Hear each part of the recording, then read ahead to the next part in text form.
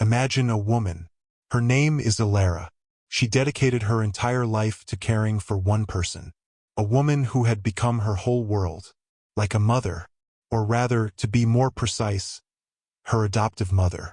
We often think that love, sacrifice, and selflessness are the noblest things in this world. But what happens when all of that is built upon a lie? A dark secret, buried for years. A secret whose truth could shatter your soul into a million pieces. This is the story of Elara and her adoptive mother, Genevieve. Elara is a woman with steel-gray eyes, a color that seems to reflect her endless fatigue and patience. Her ash-blonde hair is always tied up neatly, as if ready for a long day. She is in her late 40s, but the life of caregiving has etched premature wrinkles onto her face. Each day for Elara is exactly the same. Making coffee for Genevieve, helping her bathe, reading to her. Genevieve, the woman Elara has only ever known as her mother, is living in a hazy world of dementia. She often sits there, her eyes vacant, staring into nothingness, occasionally whispering nonsensical words. Their house in suburban Boston is a sad painting. The cream-colored walls are faded. The thick curtains block out the sunlight.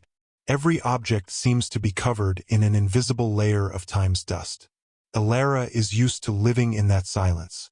A silence so profound she can hear her own heartbeat.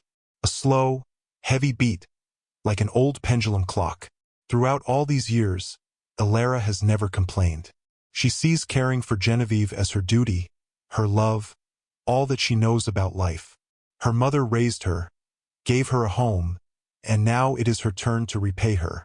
But there is one thing that is unusual. One thing Elara cannot explain. It is Genevieve's reaction whenever she mentions the past.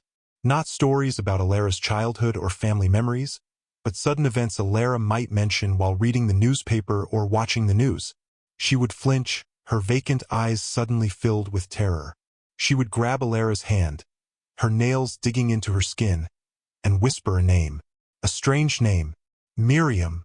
And she would repeat that name like a prayer, like a confession. Miriam, Miriam.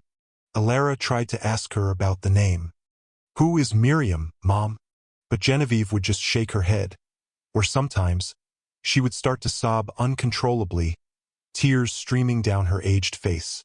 Elara thought it was just one of the countless symptoms of dementia. A name from an old movie, or a long-lost acquaintance she had forgotten. She tried to reassure her, to hug her and change the subject. But the name Miriam kept coming back. It began to haunt Elara. She started to pay more attention to Genevieve's reactions. Once, when Elara was watching an old documentary about unsolved disappearances in the 80s, Genevieve suddenly stood up from the armchair, her face pale, her eyes wide. She pointed at the TV screen, which was showing a picture of a young woman, and shrieked in panic. The girl! The girl! She came! Elara quickly turned off the TV. She hugged Genevieve, trying to calm her down. But Genevieve only trembled, her eyes full of tears. Blood everywhere, she whispered. Blood, and the silence. Elara felt a chill run down her spine. Those were not the words of a woman with dementia. It was a confession, a small piece of a horrifying memory. Throughout her life, Elara had never questioned her origins.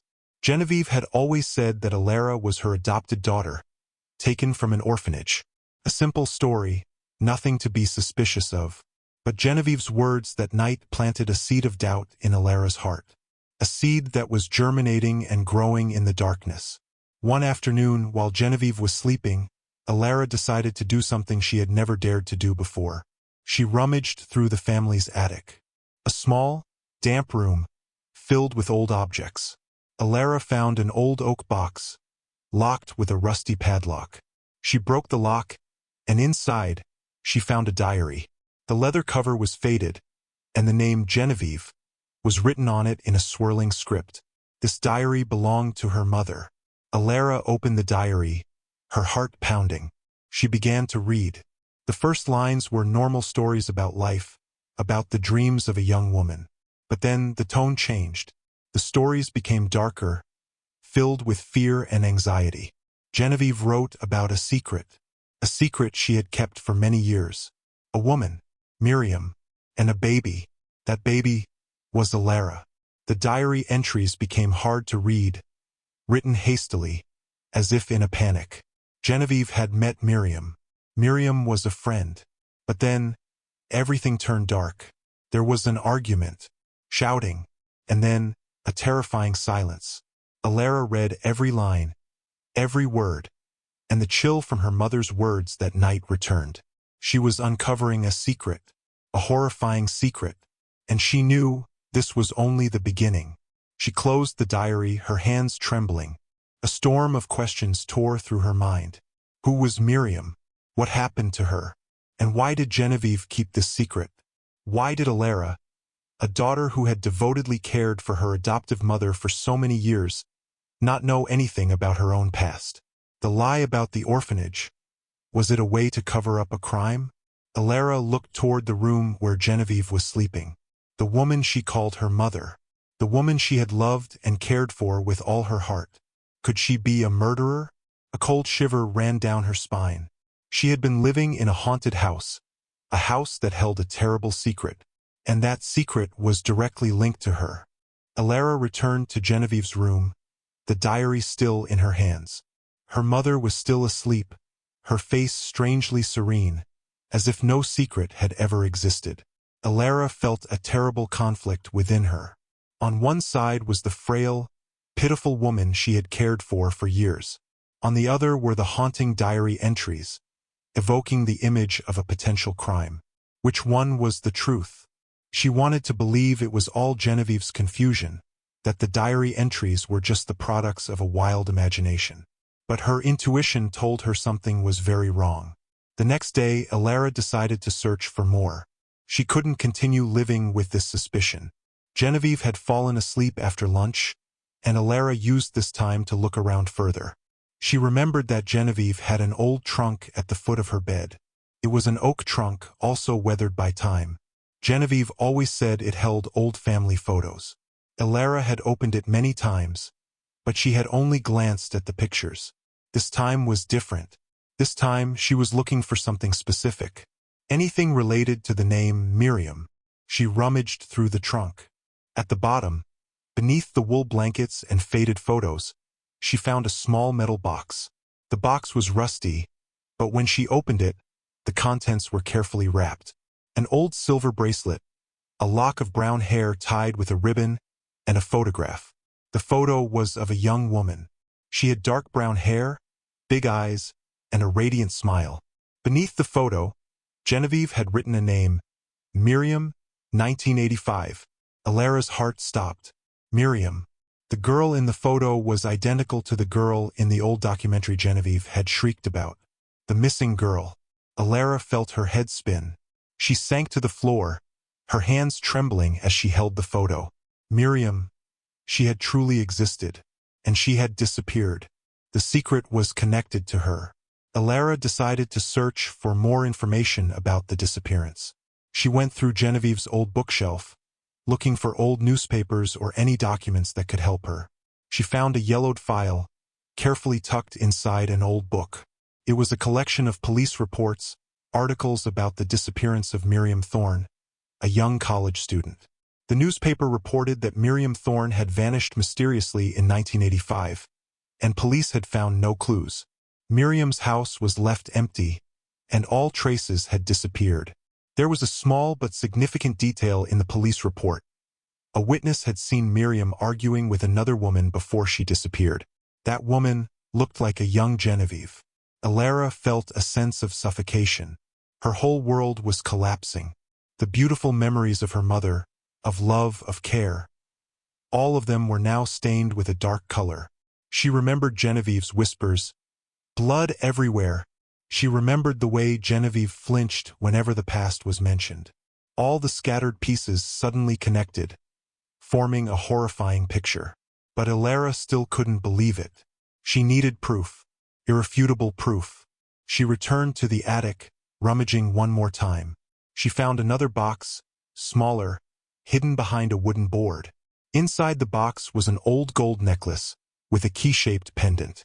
She picked up the necklace, feeling a cold current run through her. That key. She had seen it somewhere before. Elara rummaged through Genevieve's drawers, and she found an old jewelry box. When she placed the key into the box, a secret compartment opened. Inside was an old birth certificate, Elara's birth certificate. But the mother's name was not Genevieve. The mother's name was Miriam Thorne. Elara felt the world spinning. She was Miriam Thorne's daughter. She was not Genevieve's adopted child. She was the daughter of the woman who had mysteriously disappeared.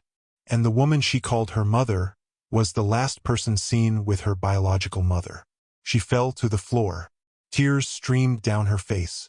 She had spent her entire life caring for a woman she thought was her mother. But that woman could be the one who took away her biological mother. The love, the devotion, the sacrifice, all of it turned into a cruel deception. Elara looked toward the sleeping Genevieve. That woman was no longer her mother. She was the one who had taken her life, stolen her identity, and possibly taken her biological mother's life as well. A feeling of hatred, pain, and fury surged within Elara. She had been living in a delusion for many years. She had been caring for an enemy. She had loved someone who had hurt the person she loved most. Elara clenched the birth certificate in her hand. She knew her life could never go back to the way it was. She would have to face the truth, no matter how painful. And she would have to face the woman sleeping soundly in the next room. Elara sat in the darkness, her birth certificate still in her hands. She felt her heart being torn apart.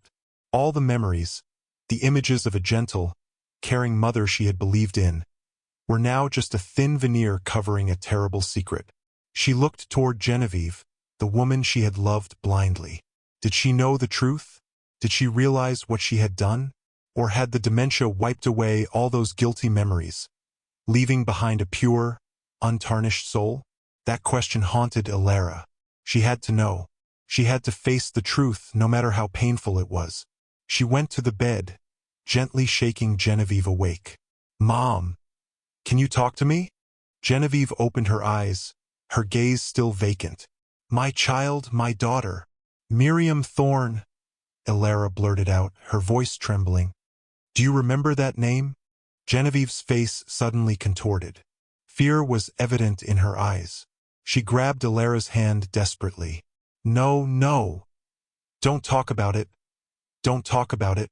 You have to tell me," Elara insisted. "You have to tell me what happened. I am Miriam's daughter.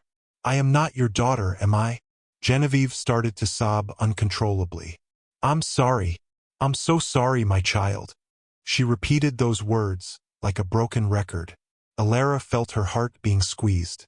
She knew that Genevieve would not be able to tell the story coherently. The dementia had taken away that ability. But she knew there was another way to hear her confession. She went back to the old trunk and took out Miriam's silver bracelet. When Elara put the bracelet on Genevieve's wrist, a miracle happened. Like a key unlocking a door that had been sealed for years, Genevieve's memories suddenly flooded back. Her eyes became brighter, more alive. She looked at Elara, and a tear rolled down her cheek. "The girl, my girl," she whispered. "No, Mom," Elara said, her voice filled with pain. "I am Miriam's daughter. Tell me what happened to my mother."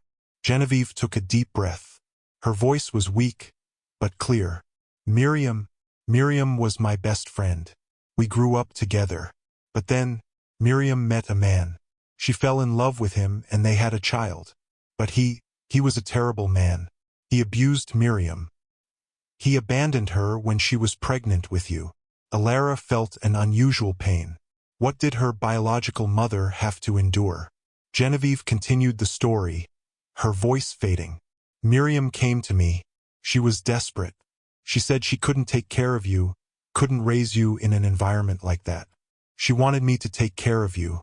I refused. Couldn't. I was scared. I was scared of a life with a child. I sent her away." "No," Elara whispered. "You didn't."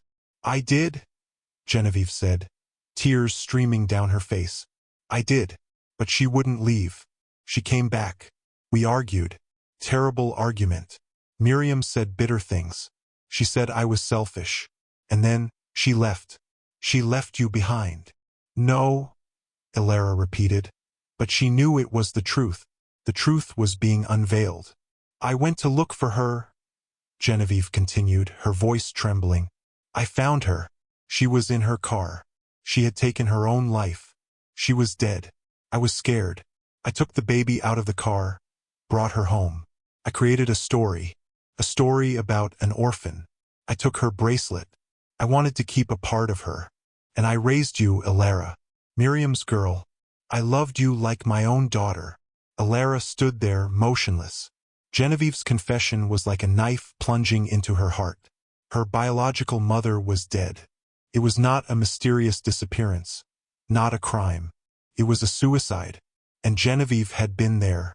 She had taken the baby, created a lie to cover up the truth. She had spent her entire life caring for the person who had indirectly caused her own mother's death. Elara felt a sense of emptiness. Everything had collapsed. She didn't know what to feel anymore. The love for Genevieve was still there, but it was mixed with anger, pain, and betrayal. She looked into Genevieve's eyes, and for the first time in her life, she didn't see warmth. She only saw emptiness. Genevieve fell back into the vacant state of dementia. She caressed the silver bracelet, as if it were a toy. She smiled vacantly. Miriam, my daughter, I love you, she whispered. Elara couldn't bear it anymore. She turned and walked away, leaving the woman to her own world. The truth had been revealed. It wasn't as sensational as she had imagined, but it was more painful than any scenario she had concocted. She was an orphan, abandoned by both of her mothers. One was dead, and one had created a lie to cover up the truth. Her life, built on the ruins of a tragedy, and she would never be able to escape it. Elara left Genevieve's room, walking like a soulless person. Her confession still echoed in her ears, every word, every phrase, like needles pricking her heart. She no longer felt anger. She only felt emptiness, a profound emptiness. The woman she had dedicated her life to caring for, to loving, turned out to be the one who had created a cruel lie, stealing her identity and her past. And her biological mother had ended her own life, leaving her alone in the world. Her whole life was a cruel setup. She had lived in a tragedy, a play in which she didn't know she was a main character. Every smile from Genevieve, every loving word from her, now became a lie, a cruel deception. Elara didn't know what to do next. She knew the truth, but that truth only made her life more meaningless. One afternoon, while Genevieve was sleeping, Elara decided to do one last thing. She went to an old bookshelf, took out a hidden box. Inside the box was a file. It contained copies of police reports, old newspaper articles, and a letter. That letter was from Miriam. The letter was written in a hurry, filled with desperate words. Miriam wrote about her despair, about the man who had abandoned her, and about Genevieve's refusal. Miriam apologized to her daughter and said she had no other choice. Elara read the letter, tears streaming down her face. She hugged the letter to her chest, as if she were hugging the biological mother she had never known. She had found a piece of her lost mother. Painful farewell. After that, Elara made a decision. She couldn't continue living in this house, in these lies. She couldn't continue caring for Genevieve. She would find a care facility for her, a place where she could be better cared for, a place where Elara could start her life over. A few weeks later, Elara stood watching as Genevieve was put into an ambulance.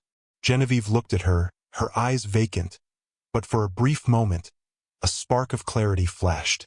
Miriam, my daughter, I'm sorry, Genevieve whispered. Tears streamed down Elara's face again. She didn't know what to feel. Forgiveness, hatred, or just emptiness. She knew that her life would never be the same again. She would have to live with the past. She would have to live with the truth that she had spent her life caring for the person who had indirectly destroyed her biological mother's life. But she also knew that she had to move forward, to find herself again, to find a life not shrouded in lies and tragedy. The curtain of the story falls, but Elara's life continues. A life that has been changed forever. She is no longer a devoted daughter caring for her elderly mother.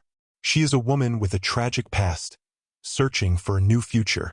The story of Elara and Genevieve has ended. A story of love, betrayal, and terrifying family secrets. It shows us that sometimes the truth doesn't always set you free. Sometimes it only brings pain. And sometimes the people we love the most are the ones who hurt us the deepest. If this story resonated with you, please give us a like.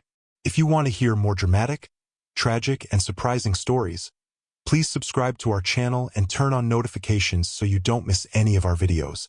Life always holds secrets we could never imagine, and we will always be here to tell them to you.